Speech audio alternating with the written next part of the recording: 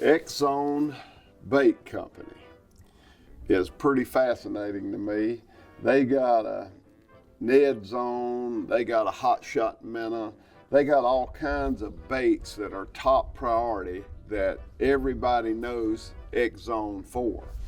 Exone has some cool baits that you don't hear as much talk about, and that's what I want to talk about. And everybody's got a crawfish. There's so many baits. You walk into a Bass Pro Shop or Cabela's and you walk in and there's 10 million baits on the shelf. What's different? You might ask, Todd, what is different between this crawfish and 100 other crawfishes that are hanging on the peg?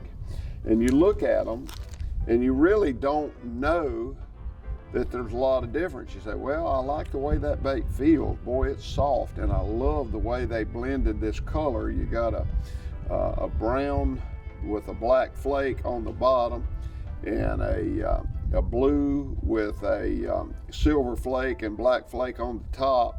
That is a good laminated color pattern. I like that. But there's a lot more to it than that. This bait, and this is what I have discovered as I use these baits more and more, I fall in love with them. This bait, the legs float. These craws on this bait float. And that makes so much difference. There may be a time when fish are real aggressive that it's not gonna be that big of a deal. But buddy, when things get tight, we had a terrible cold front last night. We're gonna see today if these little floating craws are gonna make a difference. And I'm gonna promise you, they are gonna make a difference. And that sets them apart. Exone has got cool colors. They've got some great looking bait. And I'm gonna start out fishing with a muscleback craw. Oh boy. Looky here, looky here. Looky here. Good. Trolling motor. There you go, you got it. Hey, hey. Hey, hey, hey. Ooh, look what a fish. Uh-oh, he done lost your... Got my bait. He got your bait. That ain't good. I ain't got no more. They think they're expensive out here on the water. Oh, no, he didn't get your bait. No. A muscleback craw. So Todd, I think we can catch a fish on a muscleback craw. And I'm going to rig it up on a tungsten weight, and all tungsten weights are not created equal. Let me tell you, there are some tungsten weights on the market that the barrel is not real smooth, and that will end up fraying your line, cutting your line, and you break a fish off and you don't know what happened. Well, what actually happened was your tungsten weight cut your line. Now, I did a demonstration with some cloth that I ran through and it slid back and forth. If it grabs, you might want to try your Exone tungsten, because the barrels are smooth and polished and there's nothing to fracture your line. That's better. I figured there's gonna be a big one around here somewhere. Ain't big, but he's bigger. That's a big one there. This is a big one. Oh, this ain't no bad one. Yeah, this is a big one. Big for me. Oh yeah, you got a big one too. That's a daily double. There's a daily double now. There's no doubt about that. Daily double. Let's see what we got on this daily double, a muscleback craw. You know, Exone is famous in Clearwater, making awesome baits. But you don't hear much about the muscleback craw. You hear the whiplash shad, you hear about the swammer.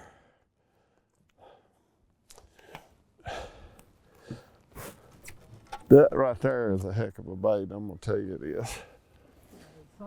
That is, that's a daily double right there. I like that, brother. But I'm gonna take this little craw, and I get criticized sometimes for not giving as much information and detail because I've done it so long.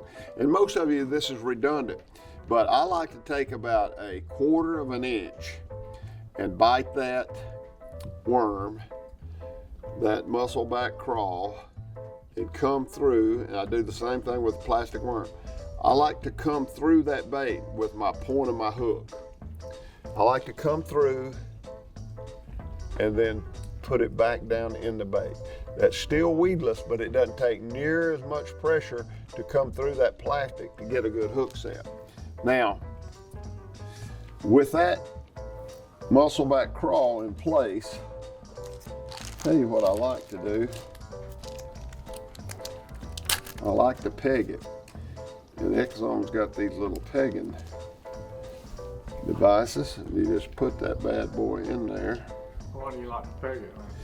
You know, Todd, when you flip into a bush or brush and it's not pegged and your lead gets your tungsten gets kind of hung up on that bush, your bait separates like this right here.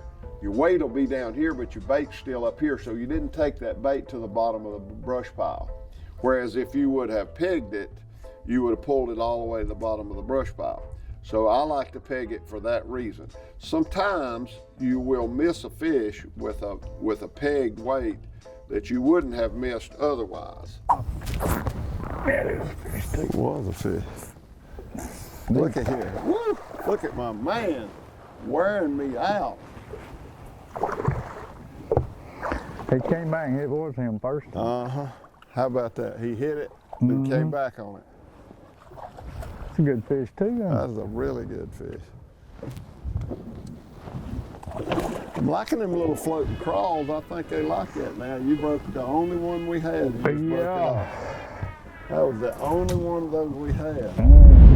I'm in a big old giant largemouth bass, like a big old 12-pound largemouth bass. Come on down here. Now there is a fish. That's a big one. This is a big one. Oh, swam. There he is. There he is on swim bait. There's a David Duck. There's no doubt about that. Good one. That right there is a heck of a bait, let me tell you it is. Oh yeah, come up here. You got him now.